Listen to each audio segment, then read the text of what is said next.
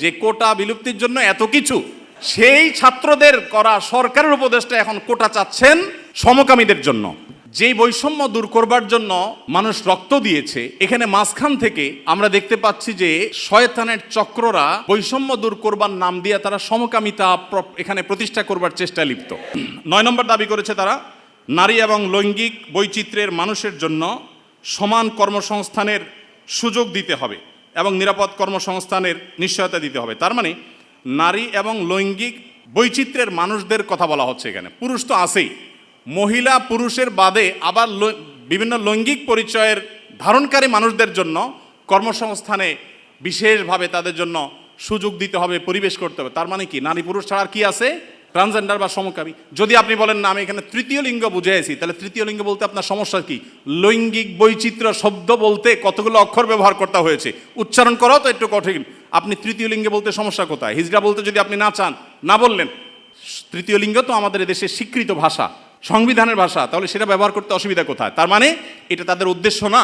আমি তো দায়িত্ব নিয়ে বলতে পারি এটা তাদের উদ্দেশ্য। তাদের উদ্দেশ্য হলো সমকামী বা ট্রান্সজেন্ডারদেরকে তারা সমাজে প্রতিষ্ঠা করবার অপচেষ্টায় লিপ্ত। ভাইরা আমার, এখনো দেশের কিছুই ঠিক হয় নাই, কত জটিল অবস্থা। এখনো পুলিশ ভালো করে তাদের কাজে যোগদান করতে পারেনি, এখনো স্থবিরতা আছে, স্টাবল হচ্ছে না। সবাই সর্বাত্মক সহায়তা করছে, আমরা সবাই সহায়তা করছি। এই শুরুতে এসেই দেখেন তারা একটা পর একটা দফা দিচ্ছে এবং সেখানে এদের দফার সাথে দফা দেওয়ার জন্য, দাবি দেওয়ার জন্য উপদেষ্টা মহোদয় তাদেরকে বলছেন এবং বলছেন ঝাঁপিয়ে পড়বেন তিনি এই দাবিগুলো বাস্তবায়ন করবার জন্য। এরপরে 10 নম্বর দাবি দেখেন, প্রতিটি ভিন্ন ভিন্ন লৈঙ্গিক পরিচয়ের মানুষের রাষ্ট্রীয় পরিচয়পত্রে তার লৈঙ্গিক পরিচয়ের স্বীকৃতি থাকতে হবে। তার মানে পুরুষ, মহিলা, ট্রান্সজেন্ডার বা সমকামী এটা থাকতে হবে। পুরুষ মহিলা তো আছেই, তাহলে প্রতিটি লৈঙ্গিক পরিচয় ধারণকারী মানে কি বুঝাচ্ছেন আপনি? আপনি বলেন যে পুরুষ, মহিলা, হিজড়া বা তৃতীয় লিঙ্গ, এটা তো হয়ে যায়। কিন্তু প্রত্যেকটা মানে কি? প্রত্যেকটা লিঙ্গ পরিচয় ধারণকারী মানুষের মিনিং হলো এটা। বিগত আমলে আমাদের স্কুলে, এমনকি আলিয়া মাদ্রাসার পাঠ্যপুস্তকে যে পাতায় পাতায়, লাইনে লাইনে, পৃষ্ঠায় পৃষ্ঠায় যে সমকামিতার কুশিক্ষা, এই অপসংস্কৃতি এবং বস্তাপচা সস্তা এই চিন্তাধারা এবং বিকৃত ব্যবস্থাপনাকে যারা এই সমাজে পুশ করার চেষ্টা করছে, আমাদের সমাজে এর বাইরে হাজারটা বিষয় আছে, সেগুলো নিয়ে তাদের কোনো মাথা ব্যথা নেই। আবার সেই একই জিনিসের পদধ্বনি আমরা এখনই শুনতে পাচ্ছি।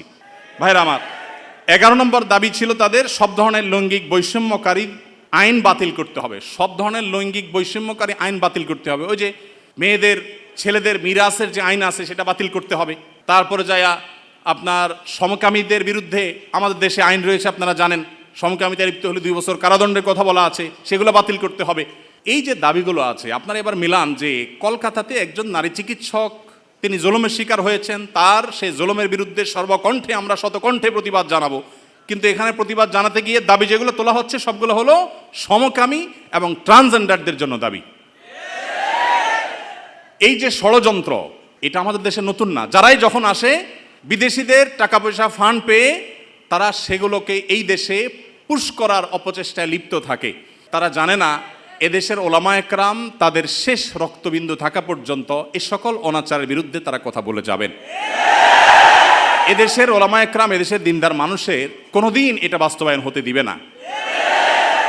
মালয়েশিয়ানরা যদি সমকামীদের যে সিম্বল, তাদের যে রংধনুর সিম্বল, সেই কালারগুলো, সেই 6 কালার, এগুলো যদি কেউ কোনো পোশাকে, আশাকে, ঘড়িতে, কোনো কিছুতে ধারণ করে, আমি যদি ভুল না বলে থাকি, না জেনে থাকি, তাহলে 3 বছর কারাদণ্ডের কথা বলা আছে। তো মালয়েশিয়ান গভর্নমেন্ট যদি এটার বিরুদ্ধে এত শক্ত অবস্থানে থাকার পরেও তারা উন্নতির চরম শিখরে পৌঁছে যায়, আমরা তাদের কাছে চাকর হওয়ার জন্য লালায়িত থাকি, তাহলে এরা আমাদেরকে কোথায় নিয়ে যেতে চায়? একজন উপদেষ্টা মহোদয় তিনি বর্তমানে আমাদের প্রচলিত আইন সংবিধানে থাকা জিনিসের বিরুদ্ধে, সবচেয়ে বড় কথা হলো আইন সংবিধানের চেয়েও বড় জিনিস হলো এদেশের সকল ধর্মের মানুষের কাছে ঘৃণিত একটা বিষয়কে সমাজে স্টাবলিশড করবার জন্য রীতিমতো প্রকাশ্যে এখন তারা নেমেছেন। এখন একজন আলেম হিসাবে, একজন দায়ী হিসাবে আমাদের বুদ্ধিবৃত্তিকভাবে এই সকল ষড়যন্ত্র মোকাবেলা করতে হবে। আমরা এদেশের বৈষম্যের বিরুদ্ধে, যত প্রকার বৈষম্য আছে সেই বৈষম্যের বিরুদ্ধে ওলামা একরাম কথা বলেছেন। সবচেয়ে বেশি বৈষম্যের শিকার তো আলেম সমাজের দেশে।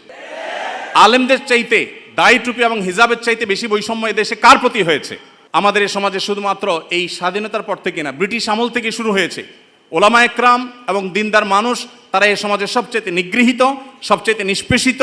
একটা বাজেট ঘোষণার পর কেমন বাজেট হয়েছে, বাজেট ভাবনা জানতে চায় বিভিন্ন মিডিয়াগুলো, আপনি জানেন। টকশো যেরকম হয়, অনেক সময় দেখা যায় বাহিরে তারা সাধারণ মানুষের, জনমানুষের বাজেট ভাবনা তারা জানতে চায়। একজন রিকশাওয়ালাকেও জিজ্ঞাসা করে, রিকশাওয়ালা ভাই, এই যে বাজেট সম্পর্কে আপনার কোনো মন্তব্য আছে কিনা? কিন্তু আপনারা অবাক হবেন, আজ পর্যন্ত বাজেট নিয়ে কোনো আলেমের বক্তব্য কোনো মিডিয়া আমার জানা মতে জানতে চাই নাই, যে আলেমদের ভাবনা কি। আলেমদের কোনো ভাবনা থাকতে পারে না? এদেশে 3.25 লক্ষ মসজিদ, 3.25 লক্ষ মসজিদের প্রত্যেকটা মসজিদে যদি 150 করে মুসল্লি থাকে, তাহলে 3.25 লক্ষ মসজিদের ইমাম সাহেবরা, আলেমরা, তারা কমপক্ষে 4 কোটি মানুষের নেতৃত্ব দিচ্ছেন। এত বিশাল জনগোষ্ঠীর মানুষকে ইগনোর করতে করতে করতে করতে আপনারা একেবারে দেয়ালে পিঠ ঠেকিয়ে দিয়েছেন।